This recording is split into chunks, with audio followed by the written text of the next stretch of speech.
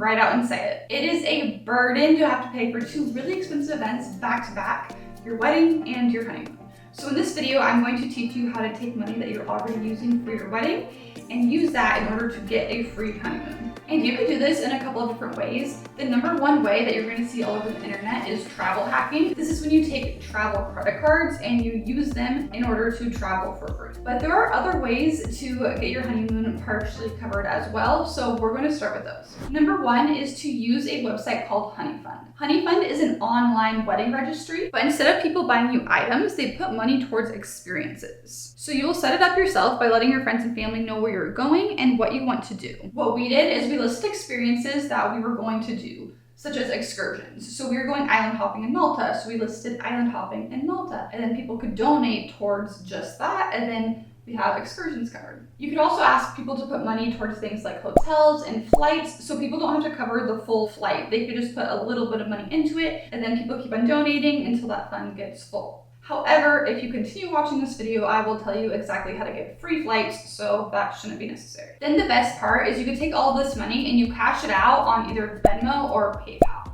So you don't actually have to use that money for that thing. So if somebody gave you $30 for island hopping in Malta, you don't actually have to use it for that. You're just gonna get some lump of cash. The reason that this method has the potential to work better is because it is still a wedding registry. People see what you want and can either put money towards it or buy you a complete experience, such as paying for your island hopping trip or your visit to the top of the Eiffel Tower. Since it is specific, people still feel like they gave you a gift. Registries are normal and this is just a registry, so people aren't going to take offense to it the same way that they take offense to people asking for cash. For example, when people put QR codes on their wedding invitations, some people take really big offense to that. Then again, a lot of people aren't going to have any issues with you asking them for cash. I wouldn't care if somebody asked me for cash.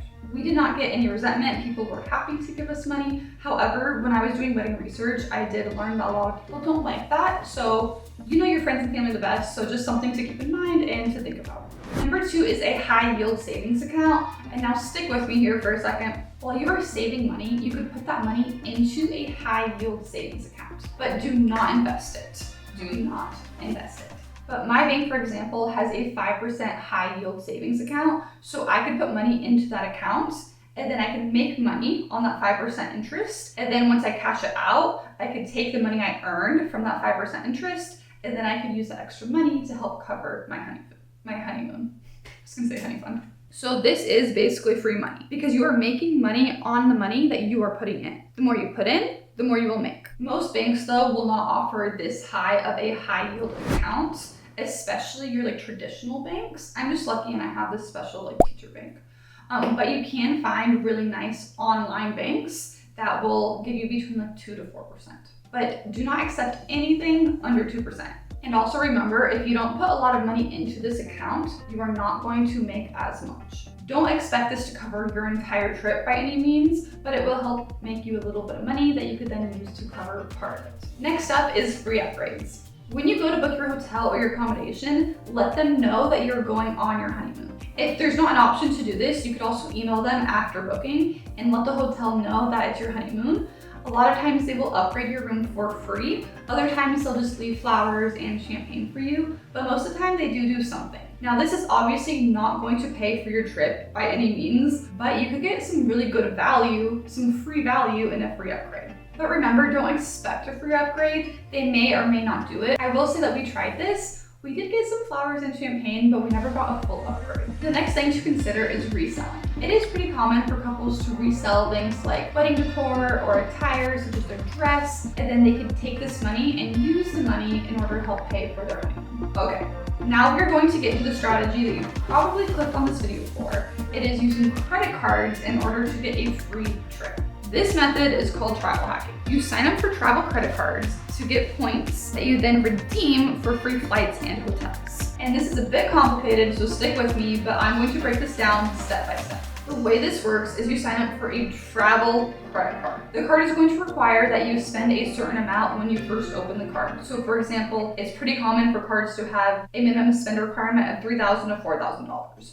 So once you spend between $3,000 to $4,000 within the first 3 to 4 months of opening the card, then they're going to give you a welcome bonus. It's usually between 60,000 to 100,000 points. And guys, That's enough for a free flight. We spent 60,000 points for both of us to fly home from Rome. The way this usually works is that both partners sign up for cards and then they send each other referral links so they get extra points. For example, I have this card and I referred my husband to it and he signed up for the card using my link and then I got bonus points for that. And this card in particular gives 15,000 bonus points, and when you add that on top of the welcome bonus, that's a lot of points. Now here's where the wedding part comes into it.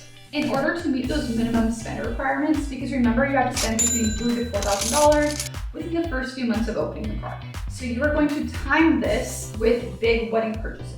For example, photography and videography.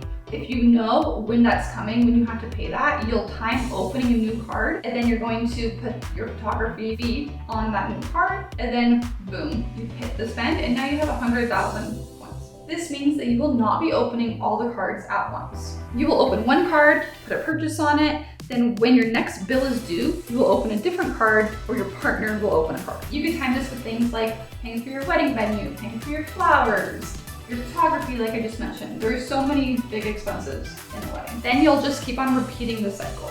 The average cost of a wedding in 2024, you guys, is $33,000.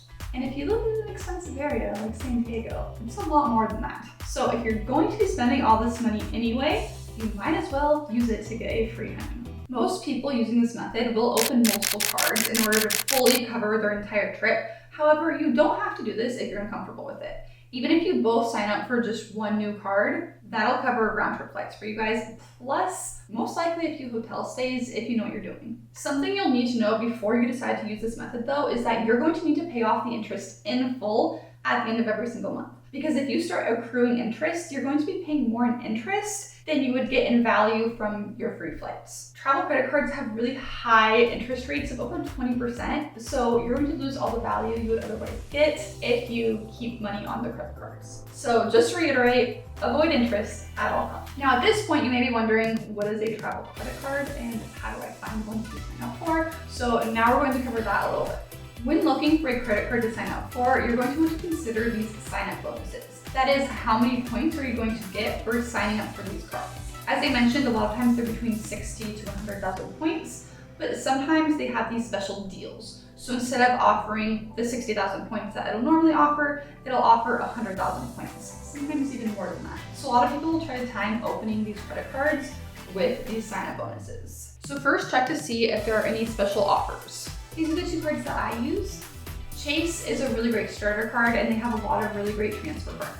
Then VentureX is absolutely amazing. I get $300 for free to spend every single year. So we use this to help us cover our hotel in Malta for our honeymoon. Plus I get 10,000 bonus points every single year and that alone pays for the card. But then I also get other perks like lounge access and global entry. Then these are the two cards that my husband has. And here are some other cards that are also worth checking out. And that is an intro to travel hacking and to using credit cards to pay for your honeymoon. I'm going to stop there, but if you want a true deep dive into travel hacking, where I cover how to redeem points and how to use your cards to maximize your points, and all the nitty-gritty little details of travel hacking, just let me know. Okay, I hope you found this helpful, and I'll see you on the next adventure.